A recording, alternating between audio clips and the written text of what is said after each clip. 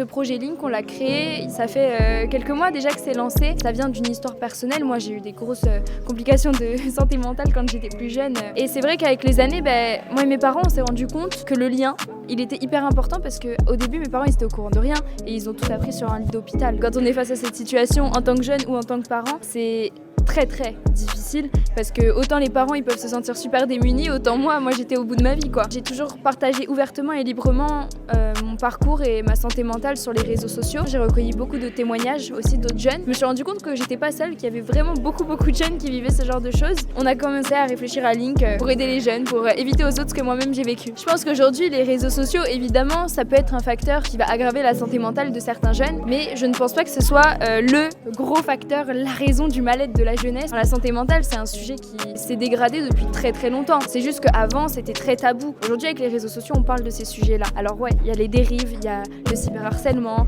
il y a les fake news, il y a beaucoup de choses qui peuvent être dangereuses pour les jeunes. Et je pense qu'il faut éduquer ces jeunes-là à l'usage des réseaux sociaux, à l'usage du numérique. Et je pense que ce sera comme ça qu'on fera des utilisateurs avertis et responsables. Aujourd'hui, les jeunes se sentent vraiment incompris, se sentent vraiment méprisés par tout le monde. C'est la génération Z, la pire génération et tout. Alors qu'en vrai, il y a vraiment du bon dans cette génération. Simplement, on la voit pas nécessairement à première vue, mais il faut s'intéresser et on verra que c'est bien. Essayer de les comprendre, de communiquer, de s'intéresser à leur monde. Je pense aussi que l'école, c'est un gros facteur de stress pour beaucoup de jeunes et ça, c'est ce qui revient énormément. La pression scolaire, la surcharge de travail, de révision, de devoirs. Les jeunes, ils ont plus de vie en fait. Ils font du 8h-18h à l'école. Quand on compte en plus les trajets, les transports, ils rentrent, ils doivent réviser pour leur contrôle du lendemain.